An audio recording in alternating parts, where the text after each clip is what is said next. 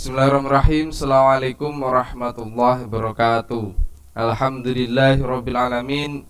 Wa bihi nasta'in wa ala umuri dunya waddin. Wassalatu wassalamu ala asrafil anbiya'i mursalin sayyidina wa habibina Muhammadin Rasulillah sallallahu alaihi wasallam, amma ba'du. Alhamdulillah, kita bertemu kembali di dalam video pembelajaran kali ini. Nah, kali ini kita akan belajar materi kita yang terakhir di semester 1 ini, yakni meneladani dakwah Rasulullah Shallallahu Alaihi Wasallam di Makkah. Nah, seperti biasa, sebelum kita memulai pelajaran, mari kita membaca Al-Quran bersama-sama. Di sini kita mengambil Al-Quran surat Al-Ahzab ayat 21 sampai 24. Nah, silahkan nanti diperhatikan makhraj dan tajwidnya. Mohon maaf apabila nanti dalam membaca saya juga ada kesalahan dan kekhilafan, karena di sini kita tarafnya masih belajar bersama-sama. A'udzu billahi minasyaitonir rajim. Bismillahirrahmanirrahim. Laqad kana lakum fi rasulillahi uswatun hasanatun liman kana yarjullaha wal yawmal akhir wa dzakarallaha katsiran. Walamma ra'al mu'minuna al-ahzab qalu hadha ma wa'adana Allah wa rasuluhu wa sadaqallahu wa rasuluhu wa ma zadahum illa imanan wa taslima. Minal mu'minina rijalun sadaqu ma ahadullaha alaih faminhum man qadha nahbahu wa minhum man yantadhir wa ma baddalu tabdilan liyajziyallahu as-sadiqina bisidqihim wa yu'adzibal munafiqin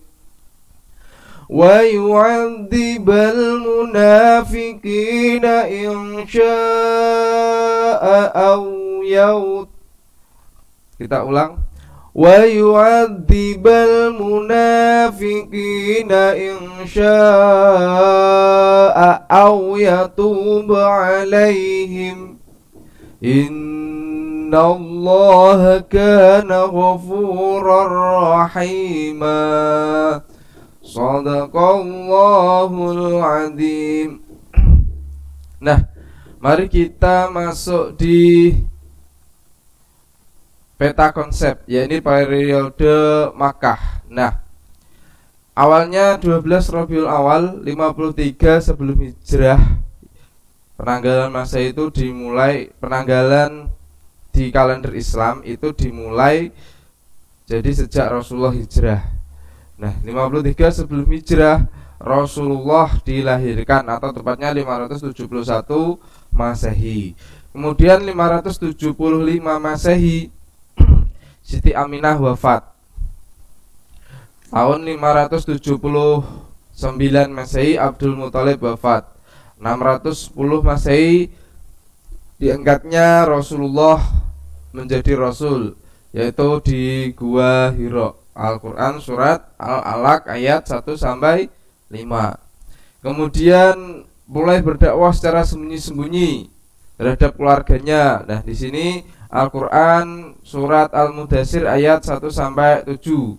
Disusul Al-Quran surat As-Surah ayat 214. Dan perintah dakwah terang-terangan Al-Quran surat Al-Hijr ayat 94. Kafir Quraisy di sini menolak dakwah. Kemudian 615 Masehi para sahabat hijrah ke Habsyah. 619 dikenal dengan Amul Husni. Kenapa? Karena meninggalnya atau wafatnya Abu Thalib dan Khadijah. Nah, di sini dihibur oleh Allah dengan peristiwa Isra Mi'raj. Kemudian konspirasi untuk membunuh Rasul. Nah, 624 Masehi bersembunyi di Gua Sur. Kemudian menuju Yastrib atau Madinah. Nah, ini adalah gambar-gambar tentang materi yang kita pelajari. Di mana toh Makkah itu? Nah, ini sekarang menjadi bagian dari Saudi Arabia. Nah, ini adalah Jabal Nur, Gua Hira, ya, tempat Rasulullah menerima wahyu yang pertama.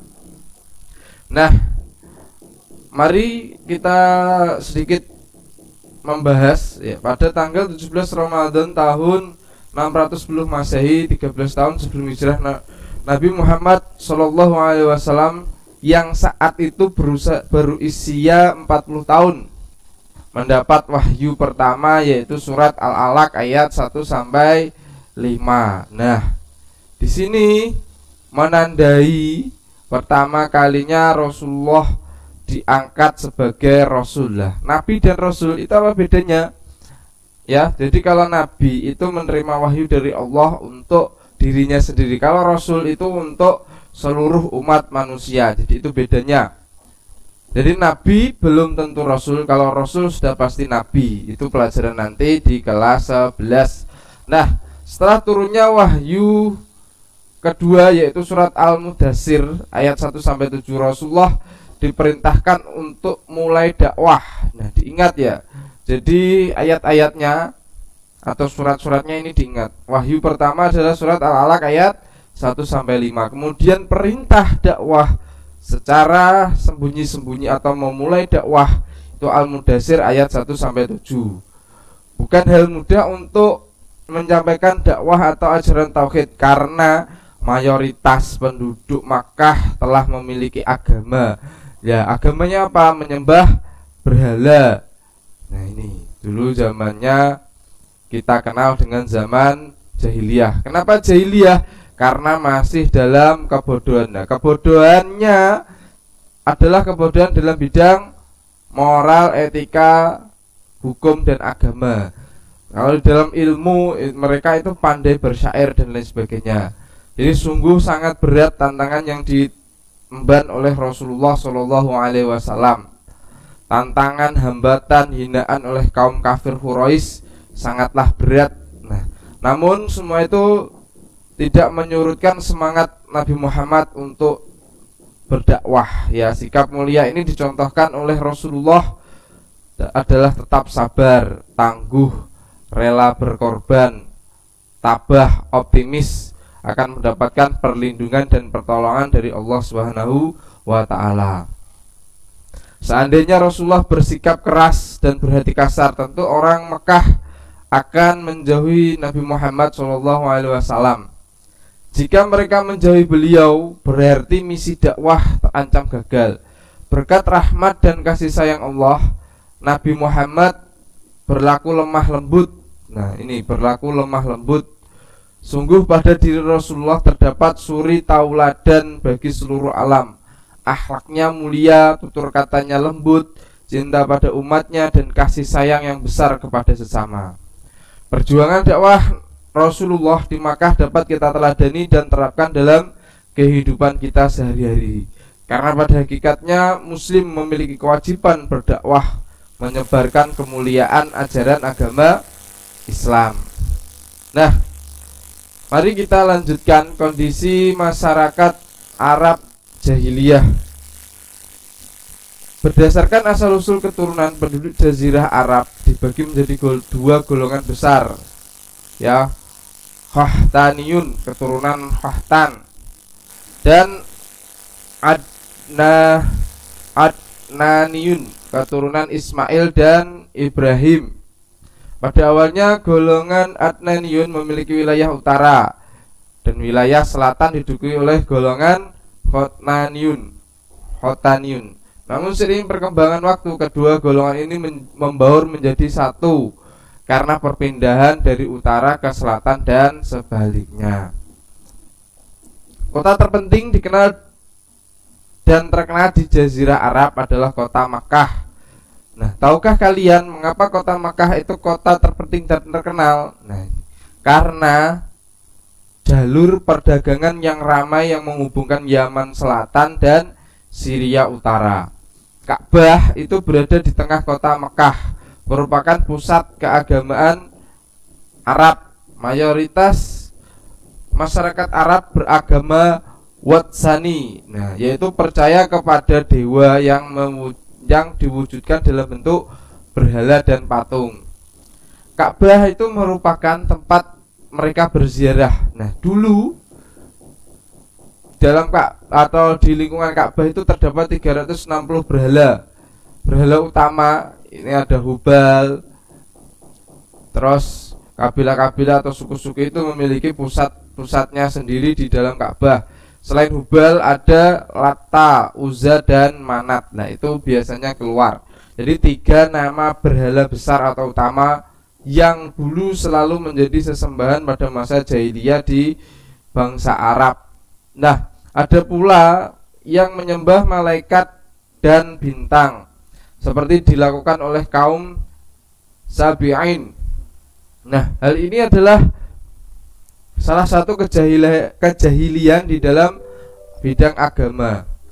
Agama dan kepercayaan tersebut sudah menyimpang dari ajaran-ajaran agama tauhid yang dibawa oleh para nabi dan rasul terdahulu.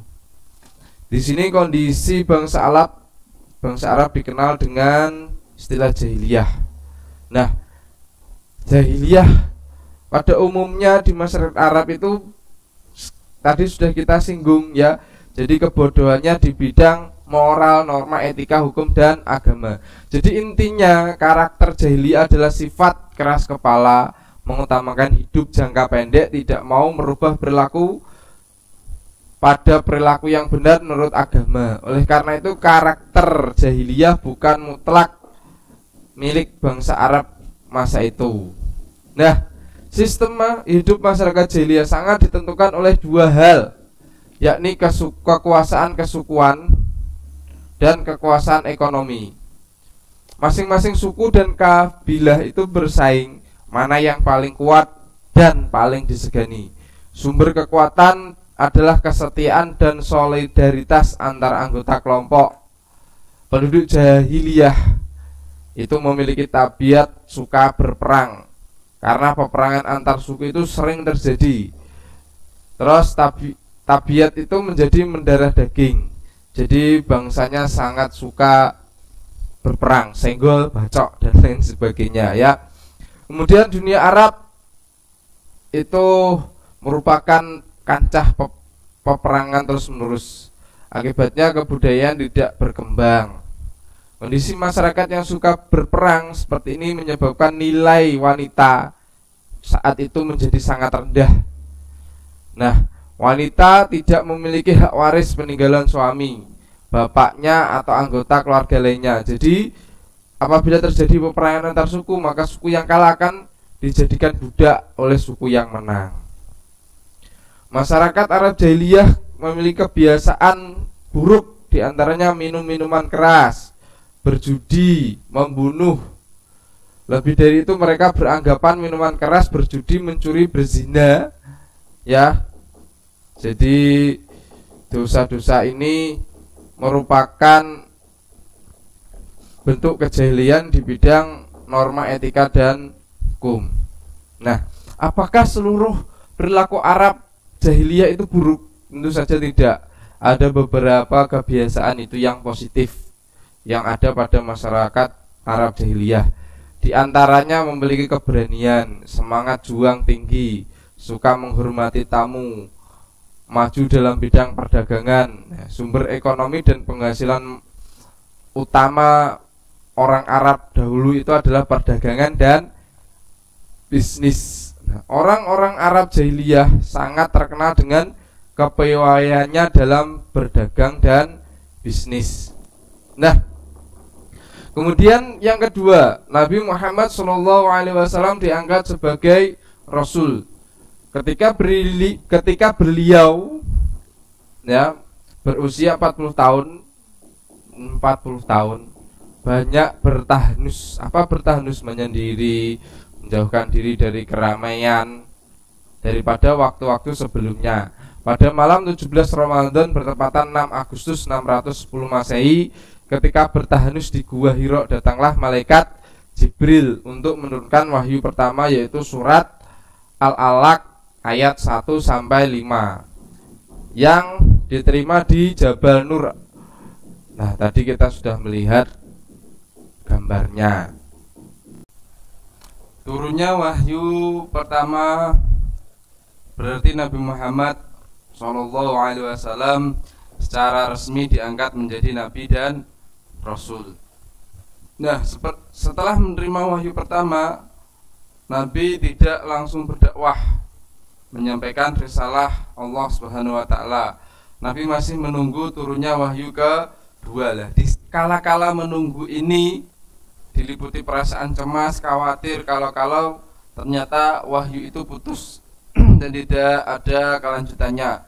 Bahkan beliau hampir saja putus asa, tetapi beliau tetap bertahnus sebagaimana biasa di Gua Hira. Nah, setelah beberapa lama turunlah wahyu yang kedua, yaitu surat Al-Mudaththir ayat 1 sampai 7. Nah, di sini pada waktu apa Rasulullah itu berjalan di padang pasir ya. Kemudian dipanggil-panggil, kemudian beliau takut, kemudian minta diselimuti oleh istrinya. Istrinya tercinta siapa? Nah, silahkan nanti dicari. Saya yakin sudah tahu lah. Kemudian di situ turunlah wahyu yang kedua, surat Al-Mudaththir ayat 1 sampai 7. Kemudian kita masuk ke submateri yang ketiga, substansi dakwah Rasulullah SAW di Makkah. Nah, substansinya yang pertama adalah mengajarkan tauhid kepada umat, ya, mengajarkan tauhid. Nah, Rasulullah SAW mengajak masyarakat Arab yang saat itu menyembah berhala agar mengesahkan Allah atau satu Tuhan, menyembah hanya kepada Allah semata, serta mengakui kerasulan Nabi Muhammad SAW. Islam mengajarkan bahwa Allah Subhanahu wa taala adalah yang Maha Esa. Dialah tempat memohon bagi semua makhluknya, dan tidak beranak dan tidak pula diperanakkan, dan tidak ada satupun yang menyamainya. Ingat surat Al-Ikhlas, yaitu Bismillahirrahmanirrahim, Qul huwallahu ahad, Allahu samad, lam yalid wa lam yulad, lam yakul lahu kufuwan ahad. Itu adalah dasar tauhid umat Islam. Kemudian memperbaiki akhlak masyarakat Makkah. Nah, Rasulullah memperbaiki akhlak masyarakat Makkah yang terbiasa berperilaku jahiliyah, yang seperti tadi, suka minum minuman keras, berjudi, berzina, membunuh, suka berperang, ya, menganggap wanita itu sebagai barang yang bisa diperjualbelikan dan lain sebagainya, ya. Kemudian di situ Rasulullah juga mengajak bangsa Arab untuk berbuat kebajikan dan berakhlak yang terpuji, melarang berbuat kejahatan serta kerusakan. Kemudian menegakkan keadilan dan persamaan derajat. Nah, di sini persamaan derajatnya maksudnya derajat laki-laki dan perempuan. Nah, tadi di awal sudah dijelaskan masyarakat jahiliyah itu membedakan derajat laki-laki dan perempuan, antara budak dan majikan. Itu sangat-sangat jelas perbedaannya. Semua manusia sama derajatnya di sisi Allah Subhanahu wa taala. Nah, yang membedakan apa? Ketakwaannya. Hal ini bukti bahwa Rasulullah SAW telah meletakkan dasar-dasar nilai kemanusiaan, persamaan derajat, dan cinta kasih kepada sesama. Terus mengajarkan adanya hari kiamat. Nah, Islam mengajarkan bahwa setelah alam dunia ini hancur dan akan digantikan dengan alam akhirat, setiap manusia akan dimintai pertanggungjawaban atas perbuatan selama mereka hidup di dunia. Nah, bagi mereka yang beramal soleh dan berperilaku mulia, maka balasannya adalah surga. Sebaliknya yang bermaksiat dan perilaku tercela akan dibalas dengan neraka. Tuh ya. Jadi substansinya ada 4. Kemudian strategi apa tuh yang dijadikan Rasulullah dalam berdakwah waktu di Makkah? Nah, ini setelah Rasulullah mendapat wahyu surat Al-Mudaththir ayat 1 sampai 7, maka beliau mulai berdakwah menyampaikan ajaran Islam. Nah, strateginya yang pertama, dakwah sembunyi-sembunyi selama kurang lebih 3 tahun.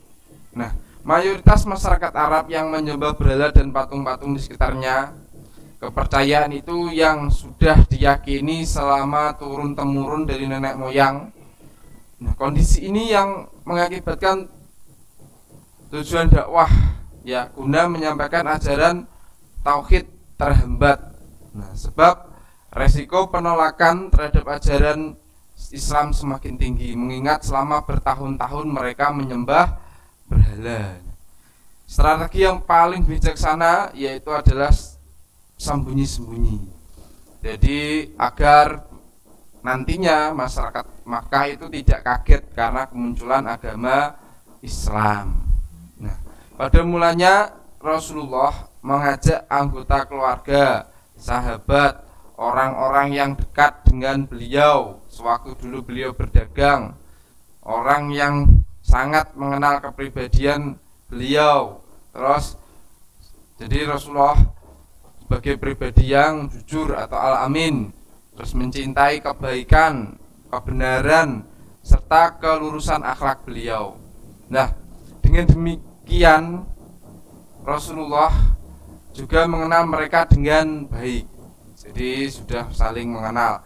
Mereka menerima ajaran, mereka langsung menerima ajaran dari Rasulullah SAW karena mereka meyakini kejujuran dan keagungan akhlak Nabi SAW serta meyakini kebenaran ajaran yang beliau sampaikan. Ya, jadi berdakwah itu kepada keluarga dekat terlebih dahulu, kemudian baru kepada orang lain. Nah, ini dakwah sembunyi-sembunyi yang berhasil diislamkan oleh Rasulullah pertama kali. Ya, istri beliau tadi, istri yang tercinta Rasulullah yang menemani Rasulullah dari beliau berusia 25 tahun menikah dengan Siti Khadijah yang berusia 40 tahun. Nah, kemudian Abu Bakar, sahabat terdekat Rasulullah. Nah, Ali bin Abi Thalib. Kita coba ganti warnanya. Terus budak yang dipelihara oleh Nabi, Zaid bin Harisah, Utsman bin Affan, Zubair bin Awam, Sa'ad bin Abi Waqqas, Abdurrahman bin Auf, Talhah bin Ubaidillah, Abu Ubaidillah bin Jarrah, Arqam bin Abil Arqam. Nah, ini tempat yang dijadikan tempat yang dijadikan dakwah secara sembunyi-sembunyi, yaitu di rumah Arqam bin Abil Arqam. Jadi tempat Rasulullah berdakwah itu di sini. Kemudian Fatimah binti Khattab, adik Umar bin Khattab, nah beserta suaminya Zaid bin Zaid al-Adawi. Nah, kenapa Umar belum ada, kok adiknya? Nah, saya yakin sampean sudah pernah mendengar Umar bin Khattab itu bukan termasuk as-sabiqunal awalun. Nah, as-sabiqunal awalun itu apa? Orang-orang yang pertama kali ini memeluk ajaran Islam. Nah, jadi Umar bin Khattab itu nanti Islamnya kenapa? Karena mendengarkan adiknya Fatimah itu membaca surat Al-Quran. Jadi beliau terenyuh karena suara atau karena bacaan Al-Quran dari adiknya. Nah, Rasulullah SAW menemui mereka secara perorangan, mengajarkan ajaran Islam dengan sembunyi-sembunyi. Akhirnya mereka memeluk Islam secara sembunyi-sembunyi pula. Wahyu diturunkan secara bertahap, sedikit demi sedikit. Ayat yang turun berupa ayat-ayat pendek. Jadi di Makkah itu cirinya ayat-ayatnya pendek dengan gaya bahasa yang indah menyentuh hati. Hal ini semakin menambah keyakinan mereka atas kebenaran ajaran Islam. Nah, meskipun dakwah Rasulullah dilakukan sembunyi-sembunyi, ternyata kaum kafir Quraisy sudah mendengar berita tersebut. Pada mulanya kaum kafir Quraisy tidak memperdulikannya, tapi seiring berjalannya waktu ada pula sebagian kaum kafir Quraisy yang mulai bereaksi, memberikan perhatian terhadap dakwah beliau. Mereka khawatir terhadap pengaruh dakwah Rasulullah akan semakin memudarkan pengaruh dan kekuasaan kaum kafir Quraisy. Nah, selama kurun waktu kurang lebih 3 tahun dakwah sembunyi-sembunyi, telah terbentuk komunitas mukmin yang saling bersaudara, menguatkan, tolong-menolong, dan saling membantu. Rasulullah terus berdakwah, menyampaikan ajaran Islam hingga turun wahyu, yang memerintahkan beliau untuk berdakwah secara terbuka bagi kaumnya.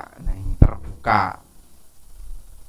Nah, berkenaan dengan tahapan pertama dakwah Rasulullah, hikmah yang dapat kita petik adalah perencanaan. Perlu adanya perencanaan yang matang dalam mengambil dakwah, ya, langkah-langkah praktisnya, efisiennya, membangun komunitas yang solid dengan berdakwah kepada orang-orang yang pasti akan menerimanya.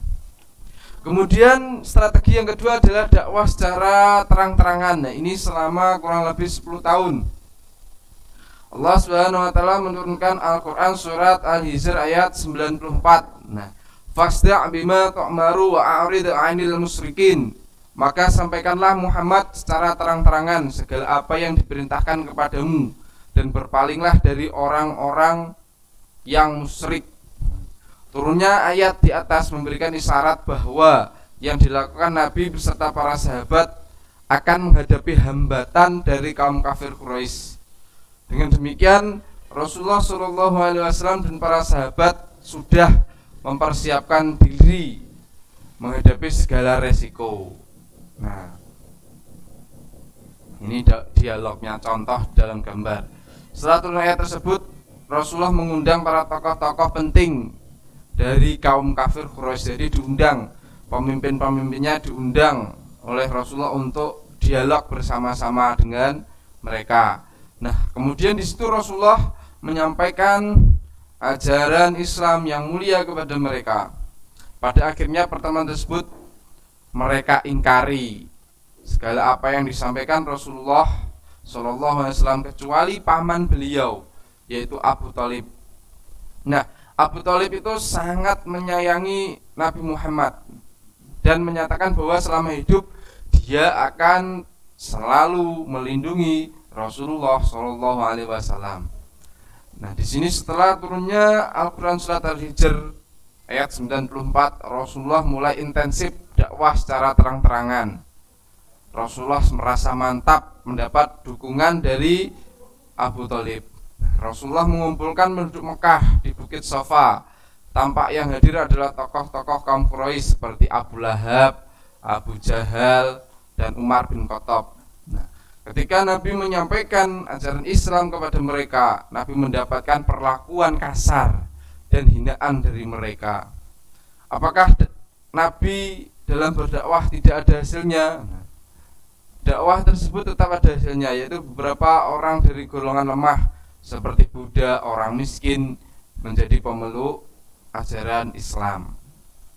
Nah, di sini dakwah mulai gencar dilakukan. Rasulullah bergema di seluruh wilayah Mekah. Bangkitnya berdakwah melawan kemusyrikan dan segala bentuk penyembahan kepada selain Allah.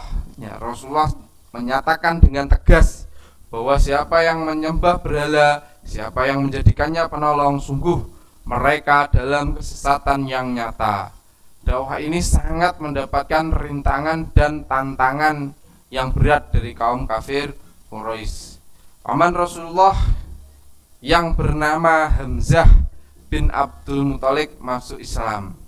Beliau itu tokoh yang sangat disegani. Nah, beliau dulu dikenal dengan sebutan singa Arab, ya, menyatakan diri sebagai pelindung Rasulullah. Selain Hamzah, tokoh lain yaitu adalah Umar bin Khattab. Umar bin Khattab itu juga yang sangat disegani dan dipandang. Wataknya keras dan tegas. Dan di hadapan Rasulullah, Umar bin Khattab menyatakan diri masuk Islam karena tadi mendengar bacaan dari adiknya. Nah, Rasulullah SAW melakukan dakwah ke beberapa kabilah. Terus kabilah diantaranya Bani Kalab, Bani Hanifah, Bani Amir bin Sa'sah. Nah, tetapi semua menolak ajaran yang dibawa oleh Rasulullah. Nah, hikmah apa yang bisa kita petik? Dakwah secara terang-terangan adalah hendaknya para dai bersikap lentur dalam menyampaikan dakwah. Pada saat tertentu dakwah dilakukan secara diam-diam, tetapi sekali waktu terang-terangan, sekali waktu lemah lembut, dan sekali waktu tegas sesuai dengan tuntutan situasi dan kondisi pada zamannya. Nah, di sini kita akan melihat reaksi dari kaum kafir Quraisy. Nah, di sini kaum kafir Quraisy sangat menolak dan menentang ajaran yang dibawa oleh Rasulullah. Nah, siapa yang mempeloporinya? Abu Lahab, Abu Jahal, dan Abu Sofyan. Nah, mereka itu mendorong ini, ya, persaingan dan perebutan kekuasaan. Dalam kabilah besar Quraisy sudah sejak lama terdapat golongan-golongan keluarga besar yang saling bersaing untuk merebut pengaruh dan kekuasaan. Tunduk kepada Nabi menurut pendapat mereka sama dengan menyerahkan kepemimpinan kepada keluarga Nabi Muhammad, yaitu Bani Abdul Muthalib. Jadi ini salah satu sebab mereka menolak dakwah. Nah, kemudian persamaan hak dan derajat. Orang Quraisy memandang diri mereka lebih mulia dan lebih tinggi dari golongan Arab lainnya. Nah, ini yang berbahaya, menganggap dirinya lebih mulia dari orang lain. Ini sangat-sangat berbahaya. Nah, manusia padahal di dalam ajaran Islam memiliki hak dan derajat yang sama di hadapan Allah Subhanahu wa ta'ala. Oleh karena itu orang Quraisy enggan masuk Islam karena anggapannya itu akan menurunkan martabat dan merugikan kedudukan mereka. Takut jika kedudukan mereka yang semula dihormati menjadi tidak dihormati atau menjadi tersaingi oleh kekuatan Islam. Nah, ini yang ketiga sebabnya kenapa kok menolak taklid buta kepada nenek moyang. Nah, taklid itu apa tahu? Semua adat istiadat, kepercayaan, upacara keagamaan mereka dapatkan turun-temurun. Jadi mengikuti, taklid itu mengikuti. Mereka mengikuti, memegang kepercayaan tersebut sangat kuat dan membabi buta. Maksudnya apa membabi buta? Babi buta, bukan. Maksudnya apa? Tidak pandang bulu. Bahasanya tidak pandang bulu, tidak memandang ya agama dan kepercayaan mereka yang telah cukup bagi mereka. Maksudnya itu, dan tidak memerlukan ajaran baru. Gak penting seperti itu. Nah, penentangan dan penolakan orang-orang Quraisy itu semakin menjadi-jadi, melakukan intimidasi, penganiayaan terhadap Nabi Muhammad dan umat Islam. Mereka memaksa budak-budak yang mereka miliki yang masuk Islam itu kembali ke ajaran semula, yaitu menyembah berhala. Apabila mereka menolak, tak segan menyiksanya hingga sekarat. Nah, ini sungguh adalah penyiksaan yang sangat kejam dan di luar batas kemanusiaan. Terhadap Nabi Muhammad, kaum kafir Quraisy juga sangat kejam. Di antaranya adalah beberapa orang berikut: Hakam bin As dan Uqbah bin Mu'aid selalu meletakkan kotoran-kotoran ke punggung Nabi Muhammad SAW saat beliau sholat. Bayangkan ketika sholat ada kotoran-kotoran. Nah, kalau kita seperti apa? Tapi Rasulullah, subhanallah, sungguh pada diri Rasulullah terdapat suri tauladan yang baik. Nah, kemudian Ummu Jamil, istri Abu Lahab, sering meletakkan duri-duri di depan pintu rumah beliau. Baik, seumpama sekarang bagaimana Cah? Apa yang kamu lakukan? Ya, supaya beliau itu kesakitan karena duri tersebut. Terus Nabi Muhammad juga pernah dipukul saat beliau berada di masjid. Bayangkan, seumpama sampean mau ke masjid dipukul orang. Apakah sampean langsung gelut? Tapi Rasulullah hendak, ya. Rasulullah hanya tersenyum dan mendoakan agar orang tersebut menerima hidayah dari Allah. Bayangkan ya betapa mulianya sifat Rasulullah. Nah, di sini Rasulullah pernah dicaci maki, dilempari batu pemuda Taif pada saat Rasulullah berdakwah. Nah, bayangkan apabila kita pada diri Rasulullah. Nah, jadi janganlah menjadi seorang mukmin yang lemah, ya. Baru di olok-olok sedikit kita sudah membalas dengan kekerasan, baru dipukul sedikit kita berusaha untuk membunuh orang tersebut. Nah, pertanyaannya, kalau kita beragama Islam, umat siapa kita? Padahal di sini Rasulullah saat dipukul terus diletak dikei besangan duri, terus diberi kotoran pada waktu sholat, beliau tidak pernah marah, ya. Jadi beliau malah mendoakan orang-orang tersebut agar mendapatkan hidayah dari Allah. Nah, ada juga kaum kafir Quraisy itu melakukan pemboikotan terhadap Nabi dan umat Islam. Ini salah isinya. Jadi tidak boleh berbicara dengan orang Islam, tidak boleh melakukan jual beli dengan orang Islam, tidak boleh menikah dengan orang Islam. Pemboikotan itu selama 3 tahun. Bayangkan 3 tahun. 3 tahun itu tidak boleh berbicara dengan orang Islam, tidak boleh melakukan jual beli atau menikah. Ya, dalam kurun waktu itu umat Islam sangat menderita. Nah, dalam penderitaan dan kesedihan tersebut, Nabi Muhammad tetap sabar dan tabah, yakin akan mendapatkan pertolongan dari Allah Subhanahu wa taala. Nah, hikmah apa yang dapat kita petik dari intimidasi yang dilakukan kafir Quraisy? Ya, adalah bahwa kewajiban seorang muslim tetap berpegang teguh terhadap ajaran Islam dan membangun masyarakat Islam yang baik. Terciptanya suasana itu harus menempuh jalan yang sulit, menghadapi segala bahaya, mengorbankan waktu, tenaga, harta, bahkan nyawa. Seandainya Allah Subhanahu wa taala berkehendak, tentu saja sangat mudah baginya.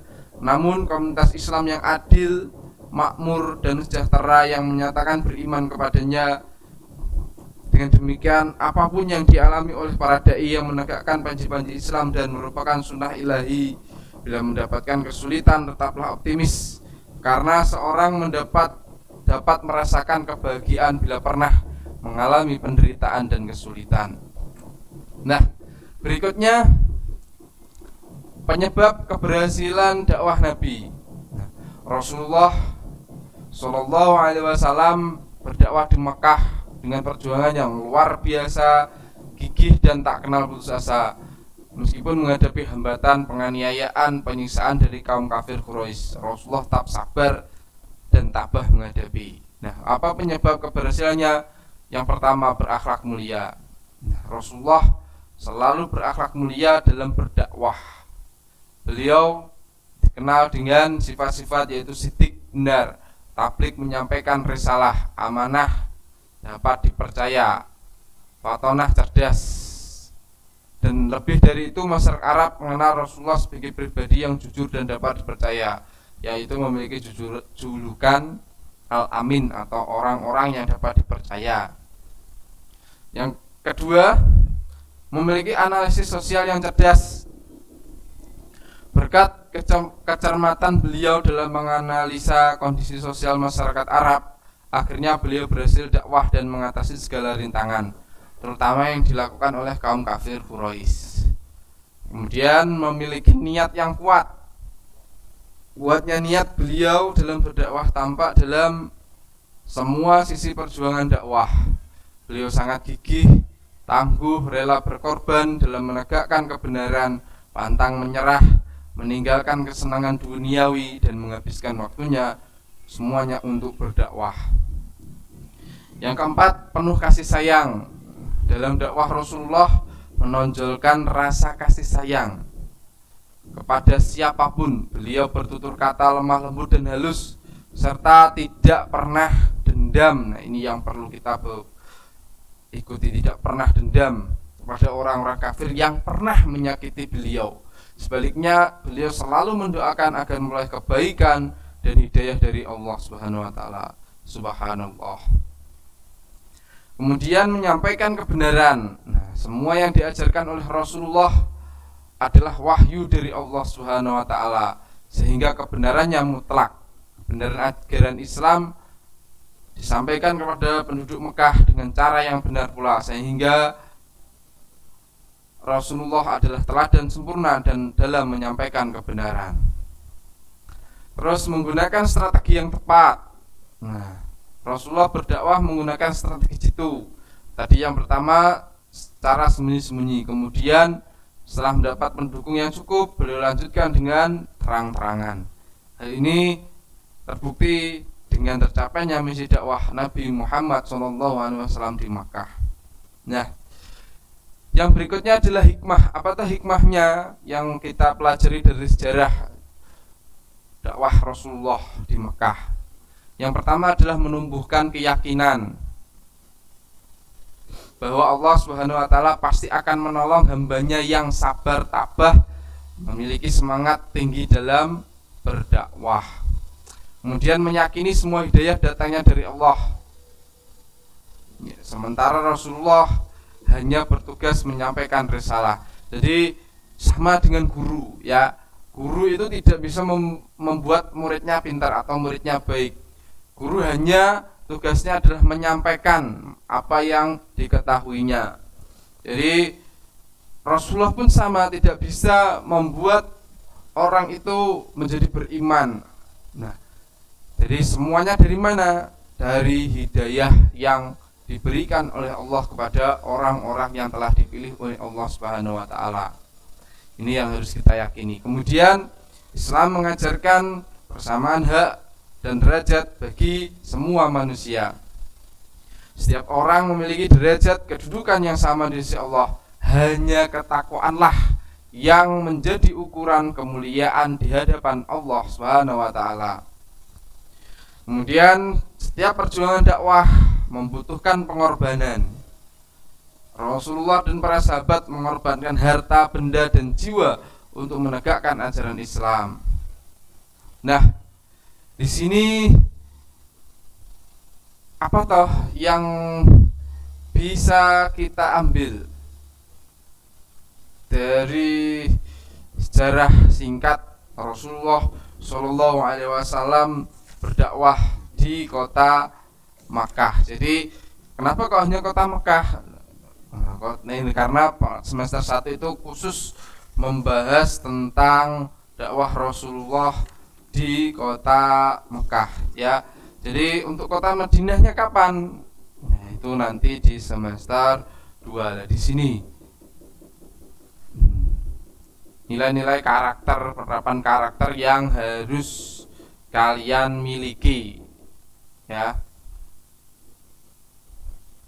Nanti silakan dibaca dan dipahami. Jadi intinya dakwah Rasulullah Shallallahu Alaihi Wasallam di Mekah itu tidaklah mudah, sangatlah sulit, ya. Dari hambatan, rintangan, bahkan Rasulullah diancam dibunuh dan lain sebagainya. Nah, pada intinya sebelum kita masuk di kesimpulan, ya, kenapa tadi Pak kok tidak membahas lahirnya Rasulullah, ya? Jadi kita khusus untuk membahas tentang bagaimana Rasulullah, strategi-strategi beliau, sifat-sifat beliau dalam berdakwah hingga mampu mencapai kesuksesan dakwah di Makkah, ya. Kemudian nanti baru kita singgung Rasulullah hijrah ke Madinah itu kapan, terus apa yang menyebabkan beliau hijrah ke Madinah, terus apa yang dilakukan atau strategi yang dilakukan oleh Rasulullah berdakwah di Madinah itu sukses dan menjadikan Islam bukan hanya di Makkah dan di Madinah tapi berkembang di seluruh dunia sehingga sampai saat ini. Nah, itu apa toh yang bisa kita ambil dan kita teladani? Nah, nanti kita akan membahas itu semua di semester 2. Nah, di sini kita sampai di kesimpulan, ya. Jadi kesimpulannya di dalam berdakwah di periode Mekah ini Rasulullah sangat-sangat berat ujiannya ya, karena mendakwahkan agama baru atau sesuatu yang baru ya. Dulu pemimpin kafir itu menyebutnya bid'ah. Bid'ah itu adalah sesuatu yang baru ya. Bayangkan ya, selama beberapa ratus tahun mereka telah taklid, jadi mengikuti ajaran atau agama dari nenek moyangnya. Jadi mereka meyakini misalnya, mohon maaf, ini adalah HP. HP itu dulu misalnya berhala ya, terus disembah selama beberapa tahun. Kemudian ada tiba-tiba yang melarang HP. HP ini gak oleh, HP itu haram, HP itu dosa, HP itu musyrik, syirik dan lain sebagainya. Apa yang akan terjadi? Nah, seperti sekarang. Bisa sampai coba ya. Bisa sampai coba berkampanye di dalam kelas ya, larangan penggunaan media telekomunikasi atau HP ya. Bayangkan bagaimana reaksi yang kamu terima dan teman-temanmu ya, yang reaksi teman-temanmu terima misalnya, apa yang akan dilontarkan oleh teman-temanmu, yang menjadikan HP itu adalah sebuah alat yang wajib yang dia gunakan setiap hari. Kemudian sampean tiba-tiba datang terus ngomong, wis syirik, wis bid'ah, wis dosa. Kira-kira apa yang akan terjadi?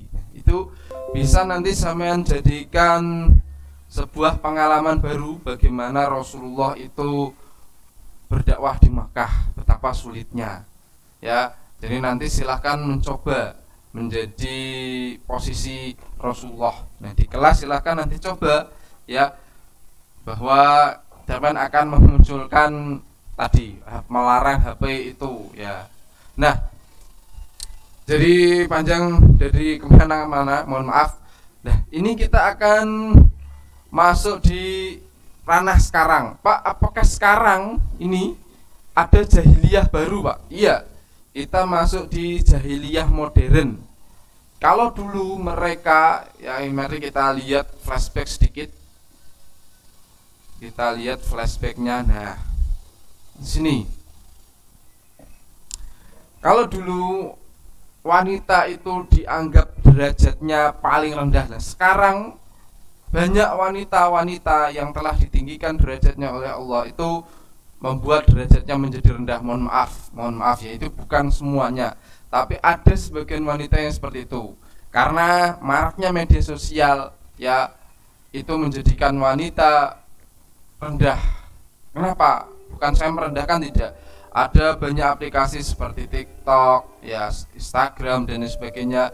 Kemudian wanita itu berlenggak-lenggok membuat video ya dengan tampilannya vulgar, kemudian menunjukkan auratnya. Nah, padahal dulu bayangkan Rasulullah memperjuangkan untuk mengangkat derajat wanita itu agar sama ya. Tapi sekarang kita masuk di jahiliyah modern yang mana banyak kerusakan akhlak bagi seluruh umat ya. Jadi hati-hati. Tadi kita juga singgung tentang HP. Kalau dulu berhala, sekarang banyak orang yang sindrom HP. Jadi penyakitnya HP, mau makan HP, mau tidur HP, apapun dia tidak bisa terlepas dari HP. Ini sangat sulit ya. Hati-hati sekali lagi. Kalau kita seperti itu, ini HP ini bisa menjadi berhala modern. Kenapa? Sholat nggak tenang kalau kita belum pegang HP. Mau sholat, mau Jumatan juga ada yang masih bermain HP. Nah, ini menjadikan hati-hati, menjadikan kita lebih cinta HP daripada cinta kepada Allah. Loh, apakah bisa dibandingkan? Saat ini jahiliyah itu seperti itu ya. Jadi setan atau iblis menyelewengkan apa yang kita yakini seperti itu. Jadi dengan sangat halus ya. Jadi kalau ada makanan di foto, di video, kemudian di-upload, ini masih normal. Kemudian beratnya kalau sudah kecanduan game dan lain sebagainya, mau pelajaran game, jam kosong game, ada pelajaran game dan lain sebagainya. Jadi hati-hati kalau sampai menuhankan HP ya. Jadi sangat-sangat berisiko fatal. Nah, apa yang harus kita lakukan di masa jahiliyah modern ini? Ya, kita sungguh-sungguh berada di dalam masa jahiliyah modern. Banyak orang yang sudah rusak moralnya. Maka dari situ apa yang harus kita lakukan ya sebagai umat Islam, sebagai orang mukmin? Sekali lagi, perkuat iman kita, ya, iman kita kepada Allah Subhanahu wa taala. Kita perbaiki akhlak kita. Jangan sampai kita terjatuh di dalam kebiasaan masyarakat jahiliyah modern, ya. Dan pada akhirnya di penutup ini semoga kita mampu seperti yang dilakukan oleh Rasulullah, ya, tetap sabar, tangguh, rela berkorban, tabah, optimis, ya, bahwa apa yang kita lakukan harus senantiasa mendapatkan rahmat dan ridho dari Allah Subhanahu wa taala. Sekali lagi, semoga Allah Subhanahu wa taala merahmati dan meridhoi apa yang kita niatkan dan kita lakukan, sesuatu yang baik-baik, dan kita dijadikan oleh Allah sebagai mukmin, muslim, muslimat yang tangguh, yang mampu membawa Islam menjadi agama yang benar-benar rahmatan lil alamin. Apakah bukan rahmatan lil alamin? Ya, Islam itu adalah agama rahmatan lil alamin, jadi rahmat untuk semua orang. Maksudnya apa? Jadi seluruh alam semesta. Apa maksudnya?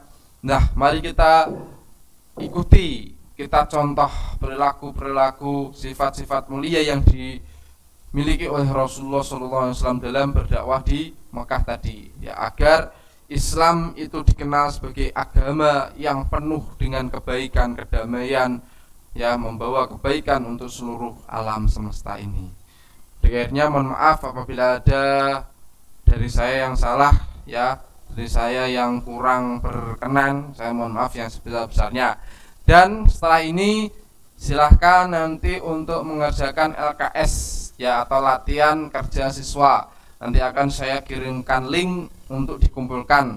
Jadi materi kita sudah selesai, ya. Sampai bertemu kembali di semester 2. Tetap semangat, ya, di masa pandemi ini, ya, selalu optimis bahwa badai akan berlalu, ya. Gelap terbitlah terang. Jadi itu selalu yakin bahwa pertolongan Allah itu dekat dengan kita, ya. Semoga sama tetap semangat dalam kondisi dan situasi apapun. Mungkin itu dari saya, Ihdinas Shiratal Mustaqim. Assalamualaikum warahmatullahi wabarakatuh.